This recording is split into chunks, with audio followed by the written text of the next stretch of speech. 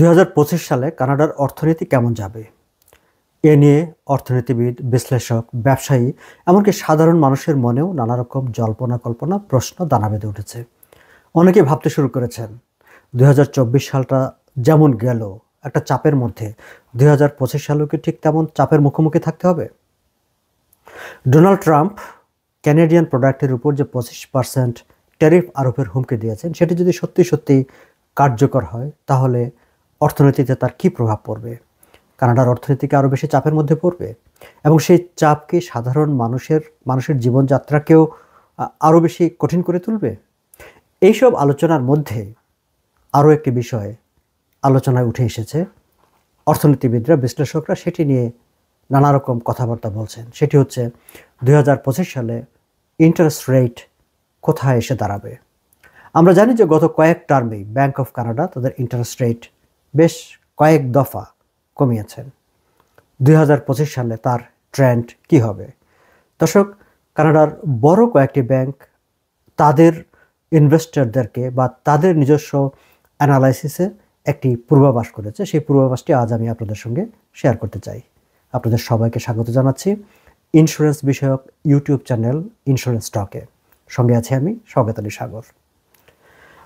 প্রায় সব বিশ্লেষকরাই বলছেন যে ডোনাল্ড ট্রাম্প যদি শেষ পর্যন্ত 25% যে ট্যারিফ আরোপের ঘোষণা দিয়েছেন সেটি কার্যকর করেন, তাহলে আমেরিকার ইকোনমিতে তার একটা প্রভাব তো পড়বেই, কিন্তু কানাডার ইকোনমি বেশ বড় ধরনের চাপে পড়বে।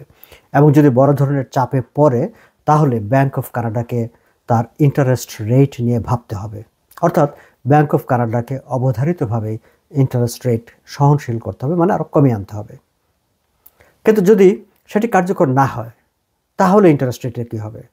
সেই ক্ষেত্রেও প্রধান ব্যাংকগুলোর ইকোনমিস্টরা, তাদের যে ইকোনমিস্ট প্যানেল আছেন, তারা ভাবছেন যে ব্যাংক অফ কানাডা 2025 সালের পুরোটা বছর জুড়েই ইন্টারেস্ট রেট কমিয়ে আনবেন।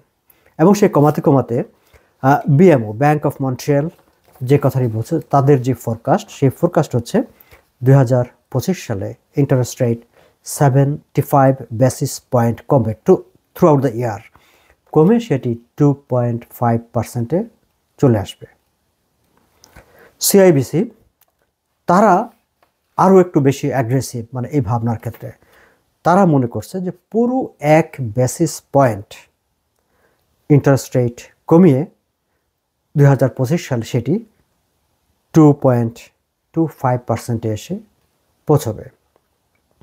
আর আরবিসি বলছে যে 2025 সালে ব্যাংক অফ কানাডাকে ইন্টারেস্ট রেট কমাতে হবে এবং সেই কমানোটা তাদের হিসাবে, তাদের যে ফোরকাস্ট, সেই ফোরকাস্ট হচ্ছে 1.25 পয়েন্ট কমিয়ে এনে 2%-এ ইন্টারেস্ট রেট এসে দাঁড়াবে। অর্থাৎ যে প্রধান তিনটি ব্যাংক, সেই তিনটি ব্যাংকই বলছে, আরবিসি বলছে 2% হবে ইন্টারেস্ট রেট, সিআইবিসি বলছে 2.25 এবং বিএমও বলছে 2.5% হবে 2025 সালে ইন্টারেস্ট রেট। এবং যদি সেই 25% ডোনাল্ড ট্রাম্পের ট্যারিফ আরোপিত হয়, সেক্ষেত্রে হয়তো আরও বড় ধরনের ইন্টারেস্ট রেট কাট করা লাগতে পারে।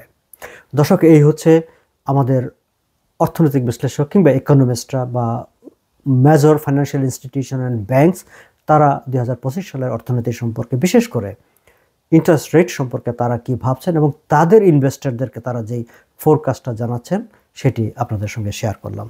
ভালো থাকবেন সবাই।